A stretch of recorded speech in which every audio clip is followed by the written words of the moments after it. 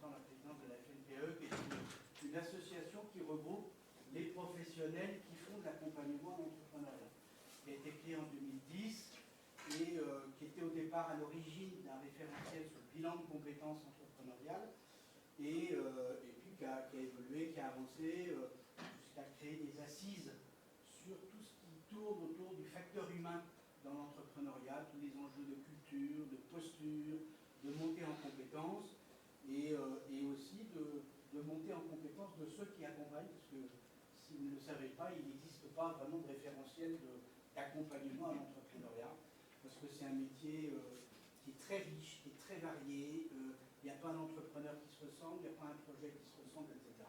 Et donc si vous allez voir cette diversité justement, avec différents intervenants qui vont venir vous présenter leurs apports à cette richesse de l'accompagnement à l'entrepreneuriat. Alors en premier, Didier en premier. On va démarrer avec Didier. Okay. Voilà. Après les autres peuvent rester ici ou s'asseoir. Bien sûr, s'asseoir.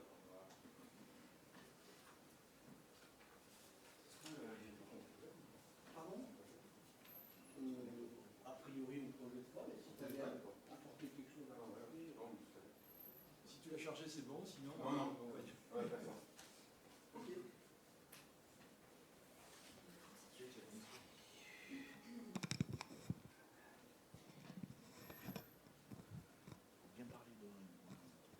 Faut que je parle dans le micro.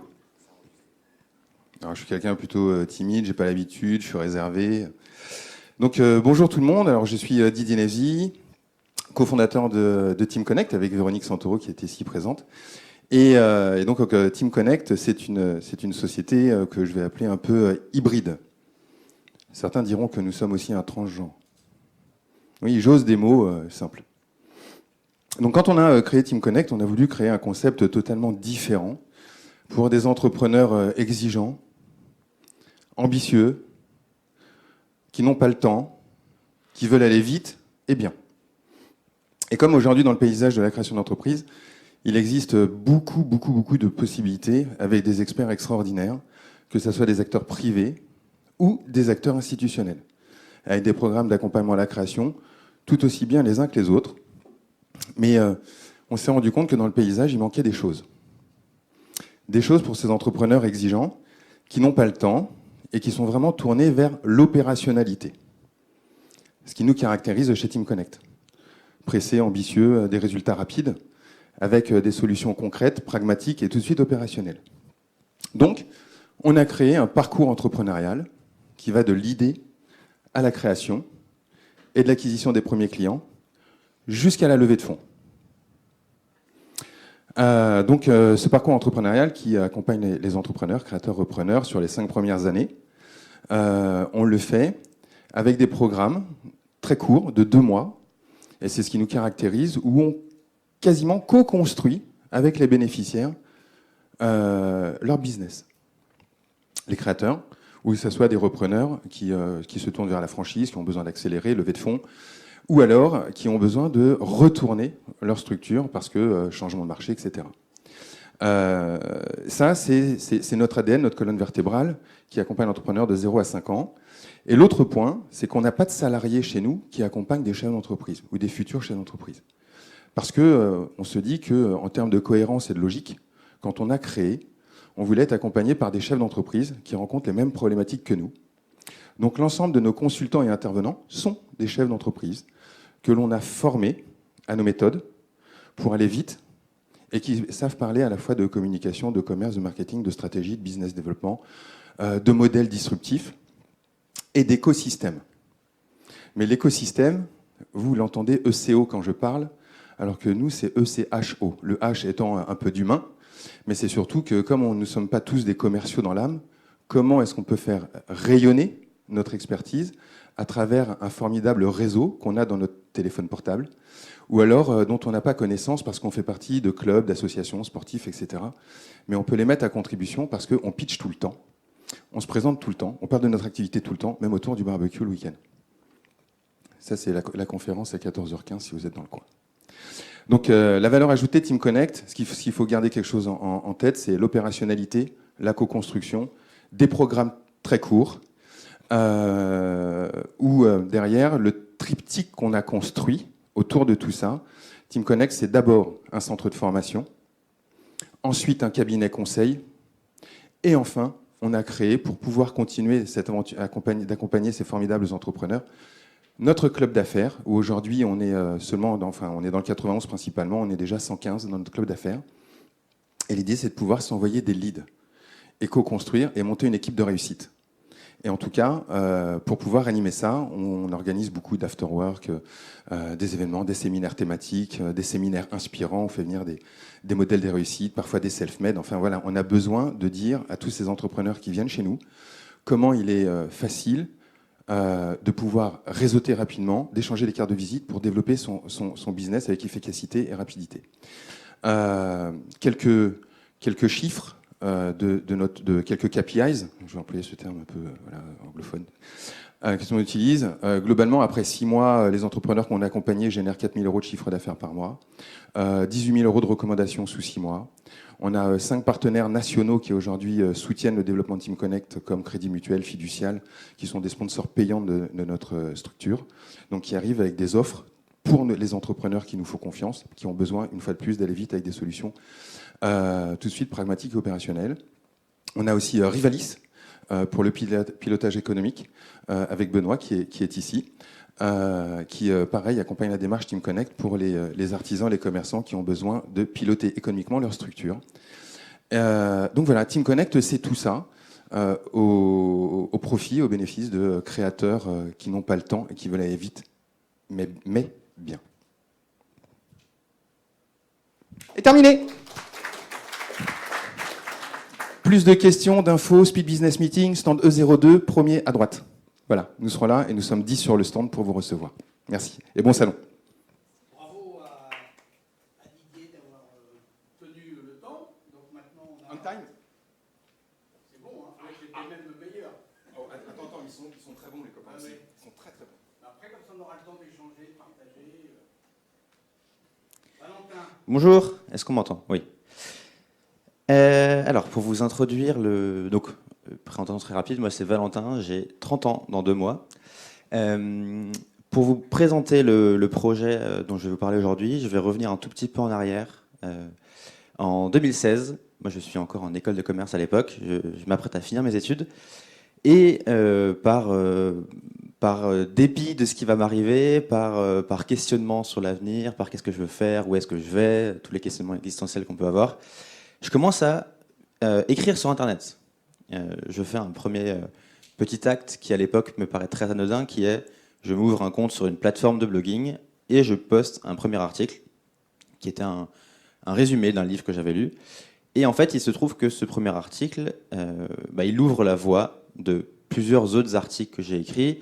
Aujourd'hui, on appelle ça de la création de contenu. À l'époque, le terme n'était pas encore très, très présent. Mais en tout cas, je me prends en jeu d'écrire.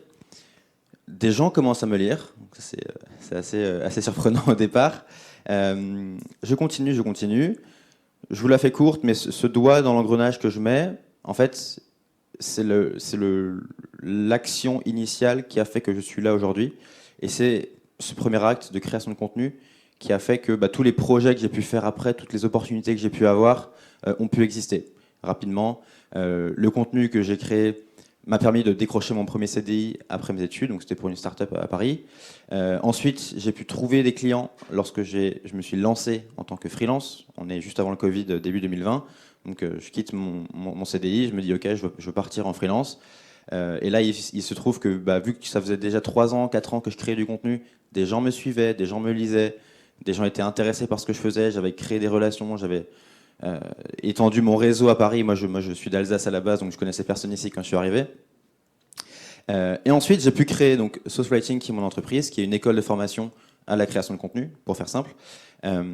Et je suis pas le seul. Je suis loin d'être le seul. Peut-être que si vous passez un peu de temps sur LinkedIn, vous voyez tous ces gens qui créent du contenu, qui créent des posts, qui partagent des idées, qui partagent des choses. Voilà, ça peut être sur LinkedIn, ça peut être sur Instagram, ça peut être sur des blogs. Il y a plein de différents canaux. Il y en a de nouveaux qui apparaissent chaque année.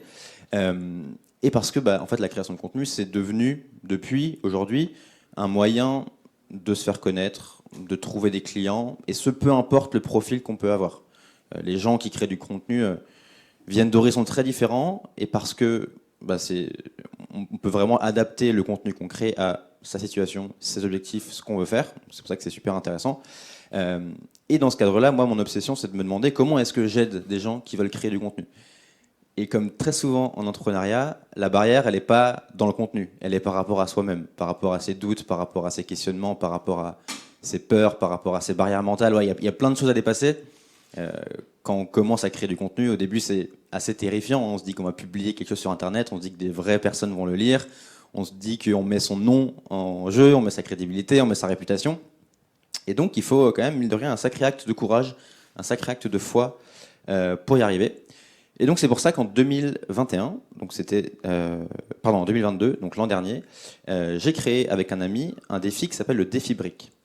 Le défi brique, le concept, il est très simple. C'est l'idée de se dire, on va créer un challenge. Donc, le challenge, c'est le cadre que moi, je vais animer donc avec mon associé.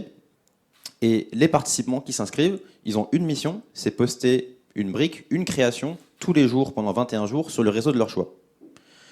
Le but derrière ça, il est multiple. C'est déjà créer un cadre qui est motivant, un cadre qui est responsabilisant, un cadre où on ne se sent pas jugé, tout ce dont on a besoin pour aller dépasser ses premières peurs et ses premiers blocages initiaux. Et parce que aussi, en fait, on peut très vite être dans sa tête, beaucoup réfléchir, beaucoup mouliner à qu'est-ce que je veux faire, etc. Or, ce qui compte, c'est vraiment être dans l'action, faire des choses, et c'est comme ça que la trajectoire va évoluer. Et donc, on a créé ça l'an dernier. L'an dernier, on avait un peu moins de 2000 participants, donc c'était un défi essentiellement en ligne. Cette année, on l'a refait. Et chaque fois, moi, j'aime bien me demander comment est-ce que je vais plus loin sur les projets que je crée. Cette année, on avait près de 6000 participants en ligne. Donc, c'était des gens qui publiaient sur Instagram, sur TikTok, sur LinkedIn. Voilà, tous les réseaux que vous pouvez imaginer. Et toujours dans cette optique de créer du lien, de créer un cadre, de motiver les gens à se dépasser, à passer à l'action. Cette année, on a rajouté une dimension physique au défi qui était d'abord que en ligne. Et donc, avec mon associé, c'était en avril dernier, on a loué un van. On était 6 dedans. Et on a fait le tour de la France. On a fait 10 conférences en 10 soirs. Donc, on a démarré à Nantes. On est descendu par Marseille. On est remonté par Lyon, Strasbourg, Lille, Paris, Rennes. Tous les soirs, on avait une centaine de personnes sur les conférences, un peu plus à Paris. On animait une conférence. On rencontrait.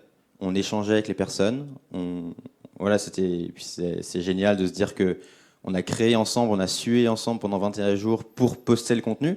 Maintenant, il y a un côté célébration, il y a un côté on passe du temps ensemble, on crée des liens. Et pour durer, je pense qu'il faut créer des liens. Quand on entreprend, on est beaucoup tout seul. Donc c'est pour ça, on parlait de réseau avant. C'est super important d'aller être avec des gens qui partagent nos ambitions, qui partagent nos questionnements, qui partagent ce qu'on veut faire. Et donc voilà, et donc quelques chiffres pour terminer. Donc 6000 participants en ligne. 1300 personnes qui sont venues nous voir pendant 10 jours au Tour de France. Et ça a donné 40 000 publications sur les réseaux en 3 semaines, fin mars, début avril. Après, les gros chiffres, plus d'1 million de reach, donc d'impressions sur les plateformes. Voilà.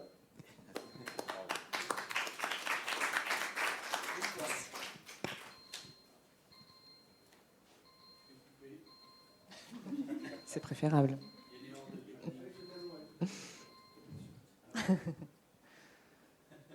Bonjour à tous. Donc je m'appelle Estelle, je suis dirigeante de l'agence Vitalita. J'accompagne des entrepreneurs et des dirigeants de TPE-PME dans le développement commercial et la démarche commerciale. Donc qu'est-ce que je peux faire pour me faire connaître, vendre, transformer des clients ? Mes clients sont souvent sur des profils où c'est pas des commerciaux. Je fais jamais des formations à des commerciaux. C'est des gens qui vont être dans la technique, des ingénieurs, des anciens médecins, des créatifs aussi, graphistes, illustrateurs, des gens qui sont dans la création. Donc des gens qui n'aiment pas le commercial, globalement. C'est pas leur truc. Et il faut que je leur parle commercial. Et il faut qu'ils s'approprient la démarche commerciale.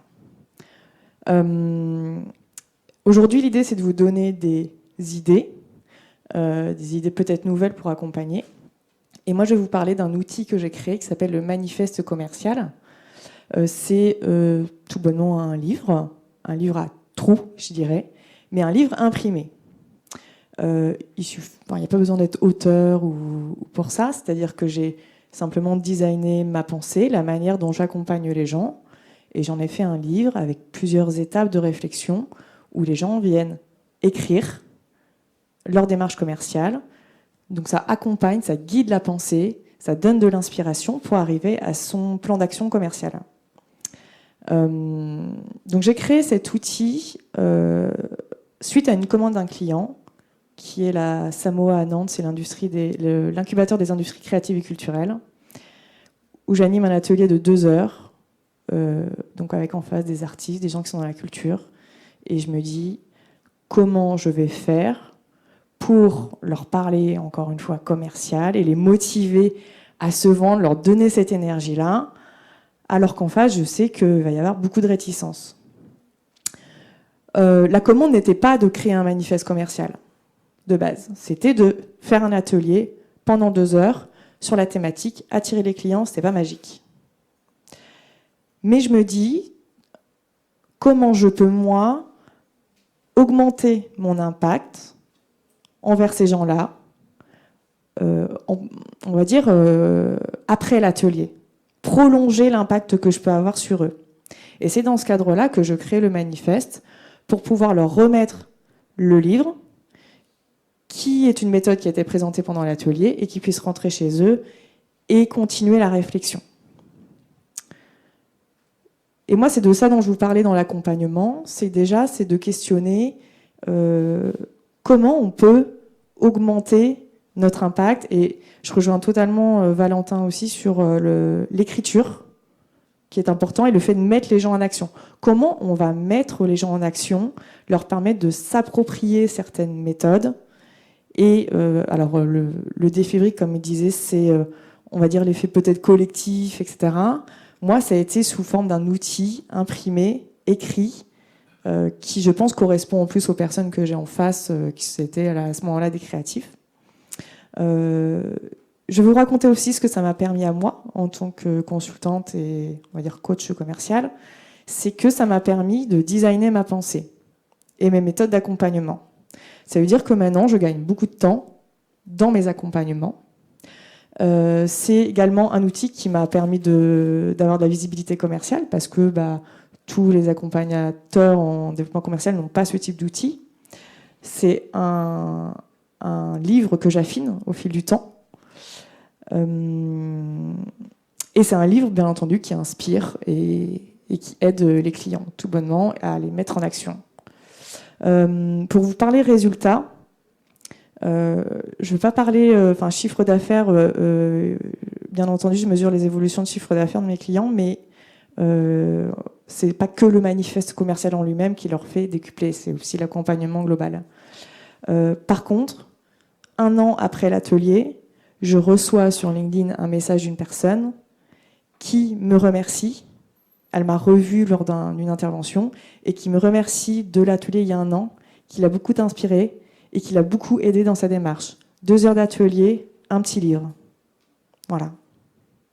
Donc c'est pas compliqué, c'est pas des choses forcément compliquées. Alors oui, ça m'a demandé du temps au départ. Clairement, par rapport à la commande, j'ai passé beaucoup plus de temps, mais derrière, ça m'a aidé. Ça a aidé mes clients et ça m'a aidé moi dans mon développement. Donc voilà, j'espère que c'est ça que vous en retiendrez. Et si vous voulez en parler, on est avec Mathilde au stand F21, parce que ce que je ne vous ai pas dit, c'est que je suis spécialisée dans la créativité commerciale. Et avec Mathilde, on fait des belles lettres illustrées. Donc si vous voulez venir découvrir, voilà.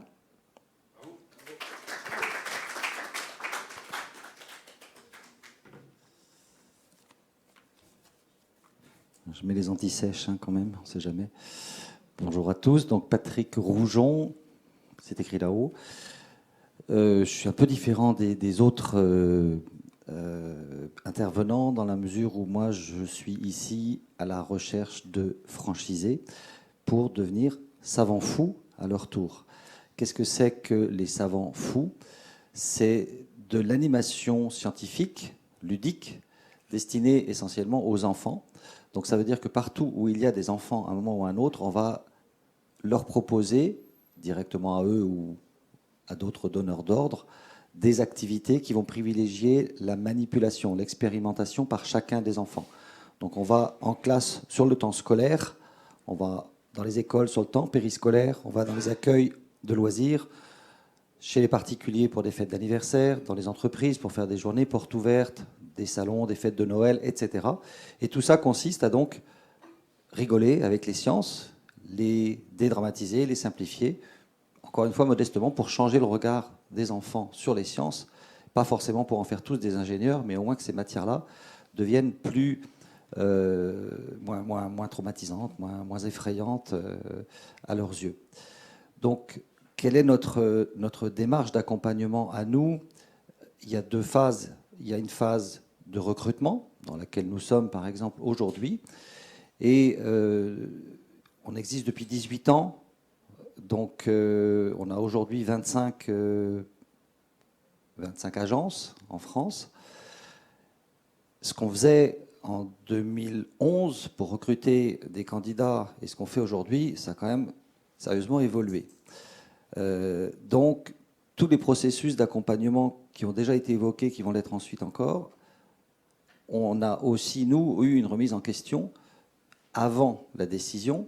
Donc aujourd'hui, on a des outils modernes. Je ne sais pas si certains connaissent Franchise on Cloud, c'est franchise on cloud en français, en bon français. Des outils comme ça font qu'un candidat, il va tout de suite avoir son petit site avec des échanges, avec des documents qu'on va leur donner au fur et à mesure de la réflexion sur j'y vais pas. Ensuite, évidemment, il y a la formation initiale où là, il y a 10 ans, je faisais des formations passionnantes et qui permettaient aux gens de prendre un petit peu de repos parce qu'ils s'endormaient assez vite. Parce que c'était du blabla, c'était de la théorie et c'était chiant. Aujourd'hui, ce qu'on a vraiment mis en place, c'est du concret, du pratique, de l'action au plus près de chacun de nos métiers, que ce soit l'animation en tant que telle, qu'est-ce que c'est, comment on fait. Donc, on va toujours avoir 3 phases, observation, co-animation et animation coachée. Donc, on va fabriquer des kits de matériel avec la personne en formation. On va aller en commercial, on va aller en animation, on va faire avec eux la page Facebook, la page du site web, les articles de blog, enfin toutes les choses concrètes qui sont nécessaires pour démarrer une activité quelle qu'elle soit, mais pratico-pratique, c'est-à-dire que on ne prend pas des notes et on verra plus tard parce que les notes, on va même pas arriver à les relire ou alors on n'a pas pris les bonnes notes, enfin, c'est toujours ça comme ça. Donc quand ils partent des 2 semaines de formation initiale, il y a 2 semaines séparées par 1 semaine de break avec des devoirs à la maison quand même, eh bien, ils ont déjà un certain nombre d'outils tout à fait opérationnels qui fonctionnent. Après cette phase de démarrage, il y a un accompagnement évidemment classique dans tous les réseaux de franchise. C'est l'accompagnement, l'animation de réseau, les actions qui sont mises en place, les outils qui sont mis à disposition par la tête de réseau, d'une part, et puis le fait d'être dans un groupe de franchisés, énormément d'échanges directs entre les franchisés eux-mêmes, avec des outils évidemment type WhatsApp, des choses comme ça, de l'intranet, du mail, du Teams, des visios régulières, des séminaires nationaux où on regroupe tout le monde et là on passe évidemment des bons moments à bien faire les andouilles et à travailler également en même temps. Donc on est ici pour recruter des nouvelles têtes. On n'est que 25, il y a probablement la place pour 50 à 80 savants fous en France. Et donc les gens qui sont dans l'accompagnement, dans la réflexion pour des reconversions par exemple, eh bien n'hésitez pas à venir nous voir sur le stand A26 pour vous expliquer en quoi ce métier a du sens. Ce métier va apporter à des gens qui étaient salariés dans des petites ou grandes entreprises d'ailleurs, et qui se posaient des tas de questions sur ce qu'ils font, qui va les motiver à se lever chaque matin. On a là-dessus vraiment des réponses. On a un taux de satisfaction sur la pratique du métier qui dépasse, je crois, 100%, si c'était possible. Là, j'ai peut-être rajouté. Et puis, on est au contact des enfants. Donc évidemment, si on n'a pas envie d'être au contact des enfants, il ne faut pas venir nous voir. C'est un des critères clés quand même. Et ce n'est pas des têtes d'œufs. Le côté science, on s'adresse à des enfants d'école primaire, donc pas des têtes d'œufs, pas des grands scientifiques. Stand à 26 à votre disposition quand vous voulez.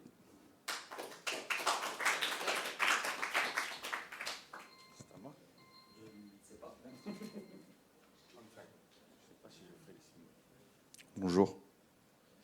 Moi, je m'appelle Cyril et je suis le cofondateur de Moz. Première chose, je vais vous demander de ne pas regarder la tâche que j'ai là, parce que c'est au petit-déj ce matin. J'ai fait tomber un truc de beurre, juste au moment où je prends le micro et que je vais parler devant des gens. Ça fait pas sérieux. Alors, en fait, nous, on a démarré l'aventure par des problèmes, en fait, par des problèmes de recrutement. On a démarré l'aventure parce qu'on avait une société de nettoyage industriel avec une 50aine de salariés et qu'on n'arrivait plus à recruter parce que les métiers du service, c'est des métiers compliqués. Donc on s'est dit, il faut qu'on trouve des solutions. Et on a formé, en 2016, on a formé l'organisme de formation. C'était un organisme avec un fonctionnement assez classique pour pouvoir former des gens et se dire que par la montée en compétences, on m'avait dit de bien mettre le micro, par la montée en compétences, on pouvait fidéliser les personnes et les garder dans son entreprise et même mieux recruter. Ça ne suffisait pas. En fait, la formation, ça ne fait pas tout. Il y avait vraiment un besoin d'aller plus loin que la formation. Et puis, clairement, on s'est aperçu qu'il y avait une envie de liberté. Et les gens qu'on formait, en fait, ils étaient salariés chez nous, mais on les formait, pour reprendre une expression de Xavier que tu m'as donnée hier et que j'ai adoré. On recrutait des salariés et en fait, on les transformait en entrepreneurs finalement de façon naturelle, puisque en leur donnant plus de responsabilités, en étant vraiment avec des collaborateurs, même si ce terme des fois fait polémique, on s'apercevait qu'à la sortie, on avait des entrepreneurs. Et donc, du coup, il était normal qu'ils créent leur boîte et puis qu'ils s'envolent et suivent leur chemin. C'était même sain, à la limite. Donc, on s'est dit, si ça marche de cette façon-là, on va proposer, avec nos formations, une incubation. Donc, on va former les gens, et non pas pour les rentrer dans les entreprises en tant que salariés, mais plutôt pour construire des micro-entrepreneurs, parce que nous, aujourd'hui, on accompagne et on coach des micro-entrepreneurs. Et pour partir avec le plus de difficultés possible pour voir tout ce qu'on était capable de faire, on est parti avec des personnes éloignées de l'emploi, très éloignées de l'emploi. Des publics, ce qu'on appelle des publics PRIC, qui sont régis par des pactes régionaux d'investissement sur les compétences. Ce sont des personnes qui sont RSA, des travailleurs handicapés, personnes qui vivent dans les quartiers, qui vivent en zone rurale, etc. etc. On s'est dit, si on a du résultat avec ces personnes-là, on pourra peut-être ensuite faciliter nos accès avec d'autres types de profils. Et on a travaillé avec la région PACA, parce que nous, Xavier vous l'a dit, nous on vient d'Avignon. On a travaillé avec la région PACA et avec le Pôle emploi. Et puis ils ont joué le jeu, ils ont trouvé l'idée qui était assez sympa. L'objectif, c'était de former, d'avoir des parcours très pratico-pratiques, très courts. D'habitude, les formations dans nos métiers du service, c'était des formations qui duraient entre 8 et 9 mois. Et à la sortie, on avait complètement le désengagement des personnes qui ne savaient même plus pourquoi elles étaient entrées en formation. Donc là, on a dit, en l'espace de 15 jours, 3 semaines, on va pouvoir leur montrer le cadre. Qu'est-ce que la micro-entreprise? Parce qu'au final, il y a ce que vous savez faire, mais il y a tout le reste autour. Il y a la veille juridique, la veille légale. Qu'est-ce qu'on a le droit de faire? Est-ce que j'ai le droit d'être salarié et d'avoir ma micro-entreprise? Est-ce que je peux donc slasher, ce fameux mot là? Il y a une conférence cet après-midi, et c'est mon associé Ludovic qui va en faire partie, autour de ce fameux slashing. Comment on peut articuler un travail salarié et un travail en micro-entreprise. Donc cette expérimentation a très bien marché, et ensuite ils nous ont demandé de faire une expérimentation à plus grande échelle avec une centaine d'apprenants sur toute l'année 2023. On arrive à la fin de cette expérimentation. Ça reste une expérimentation. Comme l'a dit Xavier tout à l'heure, le métier d'accompagnant, il n'y a pas de formation véritablement sur ça. Donc nous, on a appris ce métier sur le terrain avec les personnes qu'on accompagnait. Et en fait, chaque personne nous a amené à créer des nouveaux outils, à créer une nouvelle voie, un nouvel axe. Je pense qu'il n'y a pas un micro-entrepreneur, il y a des micro-entrepreneurs, et chacun va vouloir l'articuler à sa façon en fonction de ses contraintes de vie. On a eu, pour la petite histoire, une femme qui avait 7 enfants et qui m'a dit, moi, le salariat, c'est pas possible, j'ai trop de problèmes périphériques, donc il faut que je travaille parce que j'ai 14 ans de congé parental derrière moi et je veux sortir de ma grotte. La micro-entreprise a été pour elle une révélation, Et elle a, au fur et à mesure, augmenté ses temps de travail parce qu'elle a vu que ça fonctionnait. Bien sûr, on va parler de développement commercial, bien que les publics que nous on a, et souvent quand on crée sa micro, on pense que le premier souci, c'est justement le client. Alors dans les métiers du service, mais il n'y a pas que les métiers du service, parce qu'aujourd'hui on n'accompagne pas que cette branche thématique. Dans les métiers du... Tu m'as perdu, Xavier. Tu m'as fait ça m'a perturbé. C'est bon, j'ai perdu mon fil. En fait, il y a tellement de choses à dire sur ce sujet. L'objectif pour nous, on est en mode nomade. Voilà, ce qu'il faut retenir, c'est qu'on est en mode nomade. Et qu'un micro-entrepreneur, c'est quelqu'un qui veut faire le tour du monde avec son van. Sauf que le van, il faut le préparer. Et qu'un tour du monde, ça se prépare. Et puis, il faut savoir où on va et comment on va le faire. C'est une aventure, mais c'est une aventure organisée. Et nous, la micro-entreprise, on la gère de cette façon. Donc, on est là pour vous aider à préparer le van, à comprendre les problématiques juridiques, les problèmes comptables. Et systématiquement, tous les apprenants, on les appelle les Mosers, comme on les appelle comme on veut, reviennent vers nous régulièrement pour nous dire, voilà, Cyril, j'en suis là dans mon étape, là, comment je peux faire pour aller un petit peu plus loin. Et en fait, c'est une histoire d'amour, parce que je dis toujours, il n'y a pas d'amour, il n'y a que des preuves d'amour. Et nous, tout l'amour qu'on peut leur prouver, c'est le temps qu'on leur donne, c'est les moyens techniques aussi qu'on peut mettre à disposition. Donc si on devait retenir 3 choses importantes pour l'accompagnement, c'est 1, de l'amour, 2, de l'amour, 3, de l'amour. Ah, il est bon, il est bon. Il est bon. Merci.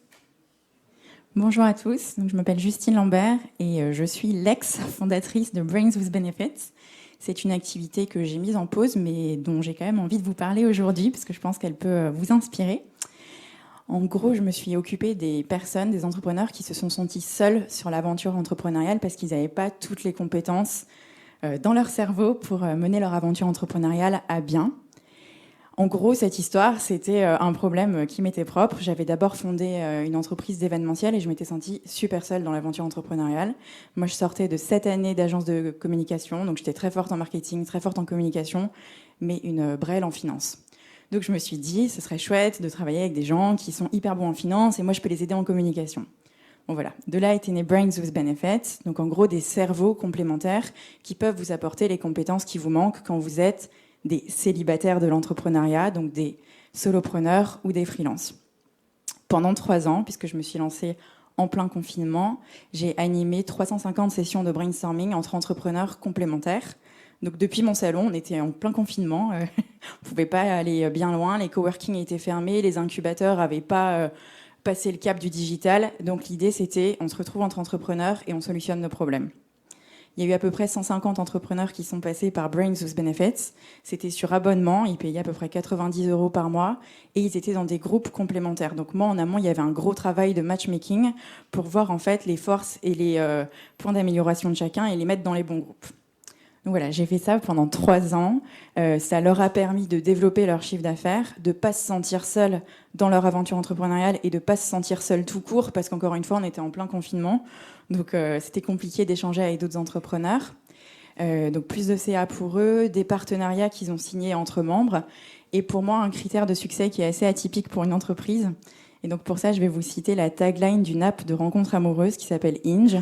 Et la tagline, c'est « The app designed to be deleted ». Donc en gros, le but de cette app, c'est que les gens détéléchargent, je ne sais pas si c'est un verbe, mais en gros suppriment l'application de rencontre parce qu'ils ont trouvé l'amour. Et ben, un des critères de succès pour Brains with Benefits, c'était finalement qu'ils terminent leur abonnement parce qu'ils avaient réussi à passer un cap, ils avaient trouvé les réponses à leurs questions business sur le point bloquant en question, et ils avaient moins besoin d'être accompagnés et chouchoutés puisqu'ils avaient trouvé ce dont ils avaient besoin et ils pouvaient avancer tout seuls de manière un peu plus sereine. Bien sûr, et pour mon plus grand bonheur, il y en a qui sont restés un peu plus longtemps que ça et qui sont restés aussi pour aider les autres à leur tour. Donc il y a eu une vraie démarche de solidarité avec Brains with Benefits. Pour vous dire où j'en suis aujourd'hui, moi j'ai un peu transitionné. En gros, j'ai fait converger mes 2 carrières, donc mes 7 ans de publicité et mes 5 ans d'entrepreneuriat. En gros, aujourd'hui, je suis spécialisée dans l'art du pitch et le personal branding sur LinkedIn. Et j'accompagne les entrepreneurs, mais pas que, les entreprises et les incubateurs à améliorer leur pitch et à prendre la parole en toute sérénité sur LinkedIn, en ayant un peu de fun, parce que LinkedIn, ça peut être aussi fun quand on a les codes et les bons codes.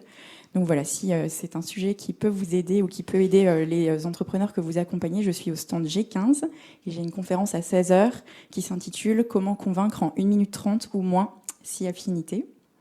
Est-ce que j'ai encore un peu de temps ? 1 minute, parfait. Et pour vous donner un exemple des problématiques qu'on a résolues en 3 ans, pour revenir à ce brainstorming, donc j'en ai pas du tout parlé, je rajoute l'information, c'était du co-développement. Je pense que vous connaissez la méthode. Donc, c'est l'entrepreneur arrive avec sa problématique. Moi, en amont, j'avais aidé l'entrepreneur à accoucher de la problématique et à bien la formuler, parce qu'il faut qu'elle soit intéressante pour les autres du groupe.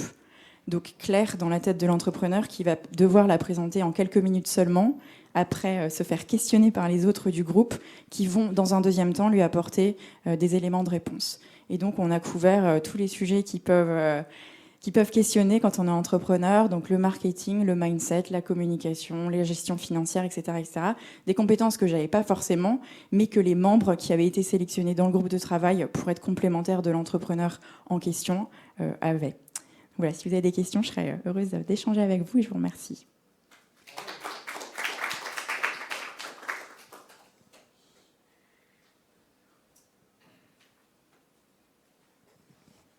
Alors là, le coup un peu difficile, c'est de trouver un fil rouge dans tout ça. Bon, alors j'ai pris mes petites notes. Alors, il y a une première chose que je vous propose. Après, on discutera, on échangera. Il y a un élément commun à tous, j'ai trouvé. Personne n'a parlé d'entretenir le rêve, de nourrir le rêve, etc. Vous êtes tous dans le réel. L'entrepreneuriat, c'est une confrontation au réel. Et c'est le mot confrontation. Alors, on ne va pas le dire dans les publicités, parce que la confrontation, ça n'attire pas le client. Mais ce que vous faites tous, c'est vous confronter l'entrepreneur à son réel, ce qu'il est lui, au réel de son marché et au réel de ce que sont les autres qu'il va mettre autour de lui. Entreprendre, c'est pas avoir une idée. Entreprendre, c'est prendre les moyens, c'est réunir les moyens. Et ce que j'ai trouvé très chouette, c'est cette idée commune que vous avez tous, cette pratique, c'est pas une idée, cette pratique de la confrontation. Alors il y a la confrontation par l'écrit, il y a la confrontation par la rencontre, il y a la confrontation par le travail avec l'accompagnateur. Et l'accompagnateur, c'est pas une nounou, c'est pas un biberonneur, c'est quelqu'un qui vient forcer, qui vient confronter, parce que ça, c'est de la richesse. Donc ça, c'était le premier point. Ce qui veut dire que le créateur d'entreprise, pour réussir à tirer les richesses de ça, il faut que le créateur d'entreprise, il n'ait pas trop écouté les pubs qui lui dit d'oser se lancer, allez-y, lancez-vous de la falaise, si vous n'avez pas de parachute, c'est pas grave, vous en trouverez en l'air. Ça veut dire qu'il faut déjà avoir une certaine conscience de ses besoins et avoir l'humilité de comprendre qu'on a besoin des autres. Ce qui n'est pas forcément facile dans un univers qui est très marketé. Hein, la création d'entreprise, l'entrepreneuriat, c'est un univers de rêve, hein, parfois. Bon. Donc je retiens cette première idée qui est l'idée de la confrontation. Cyril dit il faut préparer son tour du monde. Oui, c'est pas rêver son tour du monde, c'est on le prépare. La deuxième chose que j'ai retenue, c'est le sens du business qui vient en soutien du développement individuel et vice-versa. J'aime bien ces allers-retours. Parce que j'ai fait du chiffre d'affaires, je suis en confiance, je suis en énergie, et puis en plus de ça, je suis quand même en sécurité, j'ai pas le banquier à la fin de la semaine.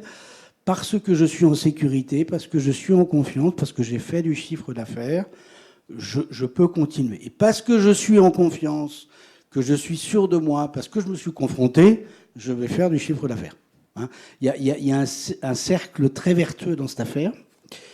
Et puis le troisième point, et il n'y en a que 4, c'est l'ouverture à d'autres acteurs. Il existe des systèmes, des propositions, des offres qui sont des offres enfermantes.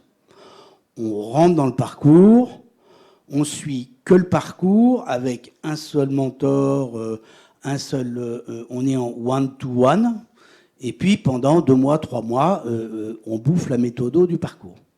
Là, j'ai entendu de la richesse, de la diversité, de l'ouverture, il y a d'autres personnes qui rentrent, et la maison, elle est aérée. Voilà. Donc, pour ceux qui sont encore en réflexion d'accompagnement, etc., je vous invite à aller dans des systèmes qui sont aérés. Et puis le dernier point, c'est des impacts multiples. Si on mesure la création d'entreprises uniquement à travers le chiffre d'affaires, même si c'est important, puisque on n'est pas que dans la réalité de l'entrepreneuriat.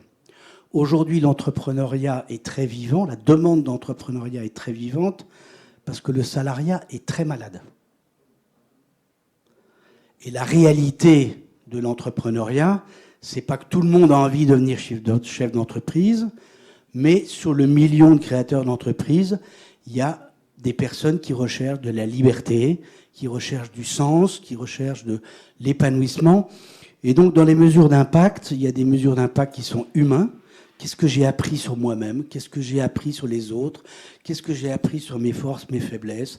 Est-ce que je suis devenu un peu plus adulte et un peu moins enfant? Est-ce que je sais demander? Est-ce que je sais être en relation adulte-adulte? Tout ça, c'est des choses qui sont gigantesques en termes d'impact. Il y a un impact économique. Est-ce que je fais du chiffre d'affaires? Est-ce que je fais de la rentabilité? Est-ce que je peux subvenir à mes besoins personnels, familiaux, etc. Ça, c'est quand même important. Puis garder des sous de côté pour l'avenir. Puis un impact social. On est dans une société d'individualisme. La pub d'un certain nombre de gros systèmes voudrait nous faire croire que nous sommes chacun des individus condamnés à vivre devant des ordinateurs. Il y a une alternative à ça. Et tous, vous mettez en lien. Et vous réapprenez, ou vous redonnez goût, ou vous encouragez à mettre en lien.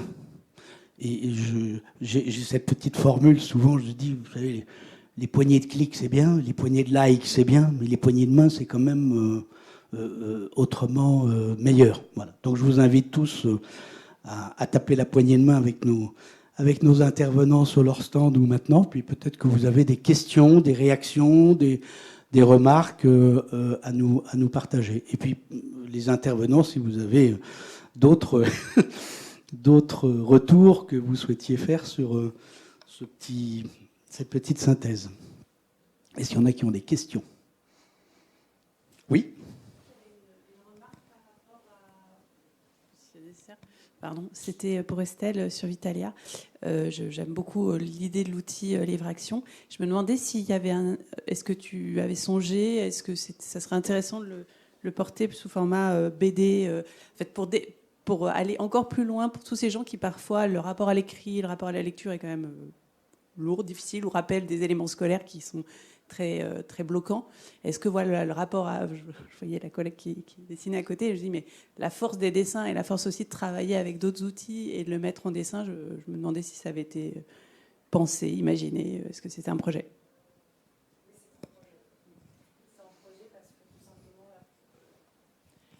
Quand j'ai créé ça, c'était vraiment une impulsion spontanée, une idée spontanée, et j'étais sur Canva ou Canva, je sais pas. Voilà, j'ai fait un petit truc. Voilà. Maintenant, quand je regarde, je me dis qu'est-ce qui était moche, mais visuellement, mais très efficace.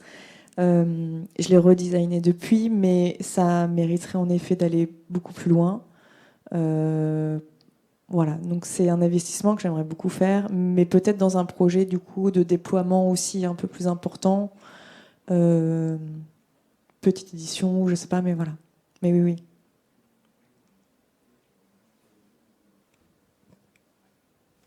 Merci Xavier. Je voulais juste ajouter un mot que tu m'as fait penser. En fait, quand on entreprend, il y a du plaisir, parce qu'on se réalise. Il y a un mot qu'on n'a pas utilisé, c'est le mot amusement. Et il est important, futurs entrepreneurs, comme nous entrepreneurs, de nous amuser dans ce qu'on est en train de faire, parce que c'est fun. On va aller rencontrer des gens, on va vivre une aventure extraordinaire, on rencontre des nouvelles personnes, on se présente, on apprend de l'autre. Et l'entrepreneuriat, c'est aussi ça. On s'amuse. On n'a plus de toit. Quand on est salarié, on est dans un immeuble. Quand on est entrepreneur, on a un rooftop et c'est les étoiles. J'aime beaucoup, merci. Moi, j'interviens plutôt sur du bilan de compétences et de l'orientation. Et une des clés que je dis, quand vous allez chercher des accompagnements, des coachs, des appuis, voyez si les gens sont heureux et se marrent. Parce que c'est une super mesure d'impact. Si vous arrivez dans un endroit où tout le monde tire la main, où c'est que des règles, des machins, des trucs, oubliez. Alors. Bonjour.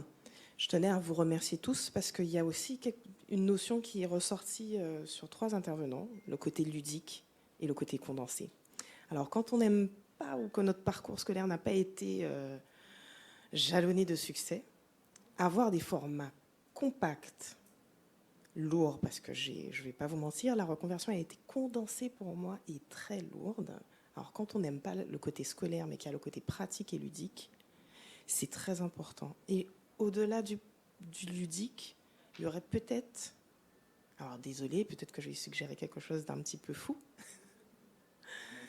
mais il y aurait peut-être intérêt à faire un format pour l'entrepreneur ludique, en mettant toutes vos expériences dans un manifeste, dans une BD, dans un format qui puisse permettre à toute personne de voir que c'est accessible, parce que il y a des personnes qui n'ont pas forcément de parcours facile, qui ont dû laisser leurs études. Ce n'est pas mon cas.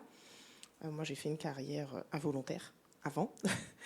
Et je pense sincèrement qu'il y aurait une idée à exploiter, à trouver l'expérience de Brain with Benefits, le manifeste, le côté compact. Il y aurait le côté justement d'accompagnement ludique, fou et pratique.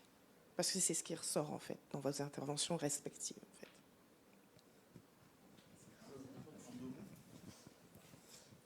En fait, ce que vous suggérez là, c'est une forme de guichet unique, un peu de l'entrepreneur, mais c'est tout à fait pertinent et c'est ce qui manque. En tout cas, c'est ce que nous disent, nous, les personnes qui viennent vers nous, c'est qu'on nous balade de service en service, de bureau en bureau.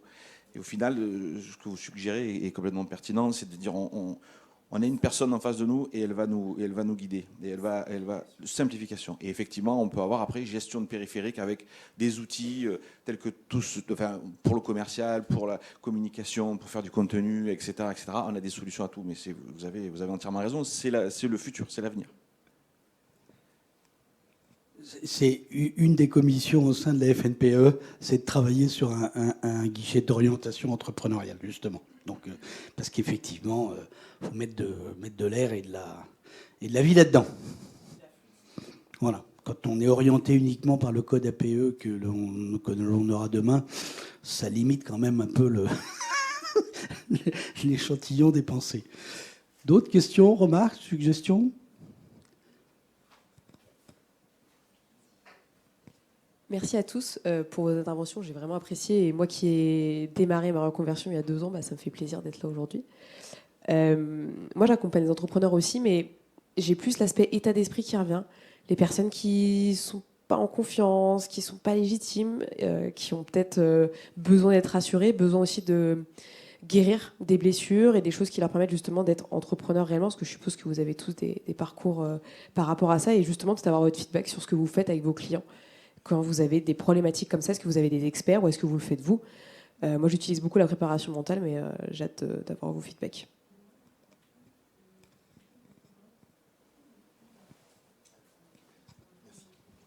J'aime bien ta question. En fait, on a, pour une partie chez nous, on a, post-Covid, rencontré beaucoup de personnes qui ont perdu leur job après 45 ans. Post-burnout aussi, il y en a eu beaucoup. Voilà. Donc, ça nous a fait, on s'est posé des questions sur comment accompagner aussi, avec bienveillance, ces futurs entrepreneurs. Donc, on a fait appel à des coachs qui sont experts en BO et en prévention des risques. Mais on s'est rendu compte aussi, et je fais le lien aussi là, c'est que on a beaucoup de hauts potentiels intellectuels, HPE, multi-P, zèbres, qui ne se connaissent pas et qui ont rencontré des échecs scolaires. Et on en a eu beaucoup, en fait, on en a rencontré beaucoup qui se révèlent après le Covid en disant « j'en ai marre de tout, je lance mon truc ». Donc, on a fait appel à des experts métiers chez nous pour pouvoir accompagner ces profils, parce qu'ils ont besoin, on dit toujours qu'on se reconnaît dans l'œil de l'autre. Donc, ces profils, c'était des couleurs qui manquaient à notre palette d'expertise. Donc, on est parti les chercher pour qu'ils puissent répondre aussi à ces entrepreneurs qui ont besoin de se réaliser. Dans les sessions de brainstorming entre entrepreneurs, je dirais qu'il y en avait à peu près 30% qui correspondaient à des blocages psychologiques. Donc sur LinkedIn, j'ai fait un article avec toutes les questions qu'on a traitées et la partie mindset, elle est énorme. Je pense que c'est un des premiers paragraphes, je me souviens plus trop. Et en gros, ce qui les rassurait énormément, c'était de savoir que ces blocages ou ces questions, elles étaient partagées par d'autres et qu'ils n'étaient pas des cas uniques. Donc déjà, le fait de les mettre en groupe et qu'ils voient qu'en fait, cette question, elle était aussi commune à d'autres entrepreneurs, ça les rassurait déjà énormément. Donc je dirais le facteur collectif aide énormément. Nous, on travaillait beaucoup sur le how, sur le comment je peux dépasser le syndrome de l'imposteur, comment est-ce que je peux oser aller vers ce partenariat qui m'impressionne énormément. Et le fait que les idées viennent d'autres entrepreneurs, ça leur donnait le boost nécessaire. Par contre, quand la question revenait systématiquement en session de brainstorming et qui revenait avec le même blocage, etc., et que malgré les idées du groupe, tu sentais que la personne ne se mettait pas en action, moi, je conseillais parfois une aide extérieure et peut-être d'un spécialiste, même d'un psy, parce que des fois, l'entrepreneuriat est quand même hyper lié à la psychologie. Et quand tu reviens systématiquement pendant 2 ans sur la même question, je suis pas sûre que simplement l'expérience entrepreneuriale des autres t'aide. Donc je pense qu'il y a un moment où il y a des limites à l'accompagnement, que le collectif c'est génial, que nous, tout ce qu'on fait c'est top aussi, mais que quand tu sens que la question revient et que ça correspond vraiment à quelque chose qui s'est passé dans le passé ou à un truc un peu lourd, je pense aussi que c'est notre responsabilité de dire je pense que là tu as besoin d'aide mais que c'est pas de notre ressort. Donc je sais pas si je réponds à ta question, mais je voulais juste rajouter. En 2010, il y avait eu un rapport de Cour des comptes et d'Assemblée nationale disant « Pas un euro d'argent public ne doit être consenti à une personne sans que l'on ait validé sa capacité à le faire fructifier. » En d'autres termes, le bilan de compétences, qu'il soit 3 heures, 10 heures ou 24 heures, était censé être obligatoire. Naturellement, ça ne s'est pas fait parce que il y a plein de raisons, on ne va pas rentrer dans le sujet. Mais 60% des facteurs de réussite, c'est des facteurs humains, soi ou les personnes que l'on met autour de soi. Le reste, c'est de la cuisine. Alors, qui voulait ? Moi, toujours pour revenir au cas pratique, en fait, quand il y a des problèmes périphériques, il y a des associations qui gèrent très bien certaines difficultés, que ce soit pour le logement, que ce soit pour la garde d'enfants et autres. Nous, on s'est mis avec JobHacker. JobHacker, ça a été construit par l'ancien DRH d'Adrexo, qui avait des problématiques avec des salariés qui travaillaient vraiment. C'est toujours du temps. Adrexo, ils mettent des prospectus dans les boîtes aux lettres, donc avec des petits contrats, etc. Et il a fait ce lien entre le job, les petits jobs, souvent alimentaires, peu rémunérés, temps partiel, avec des associations. Et donc, du coup, ces associations-là, elles aident vraiment à tout type de problématiques périphériques à l'emploi, pas que sur l'estime de soi, mais vraiment sur des problèmes, des cas concrets, quoi. Et s'associer, la mutualisation des compétences et des moyens, ça fait partie, je pense, de notre job. On n'est pas tout seul, et il faut qu'on soit accompagné de ce genre de structure. Il nous reste à peine 5 minutes. Je voulais juste rejoindre Justine sur le fait que en tant qu'accompagnant, connaître sa limite aussi de je sais que j'ai de la puissance jusque-là, par contre après, c'est le ressort de quelqu'un d'autre. Ça, c'est notre responsabilité. Et la responsabilité, c'est aussi de pouvoir le dire à nos clients, voilà, moi j'ai été amenée un maximum de ce que je peux. Donc moi, c'est pareil, leur donner des idées commerciales pour qu'ils puissent le faire à leur manière. Mais à un moment donné, s'il y a trop de blocages de l'ordre mental, croyances, peurs, etc., je réoriente aussi parce que c'est aider la personne, tout simplement. Voilà. Ça fait partie des fondamentaux de la déontologie. D'autres questions ? On va pouvoir libérer la salle pour les suivants. Merci, je propose qu'on applaudisse les intervenants et puis vous, parce que vous avez été super. Merci d'être là.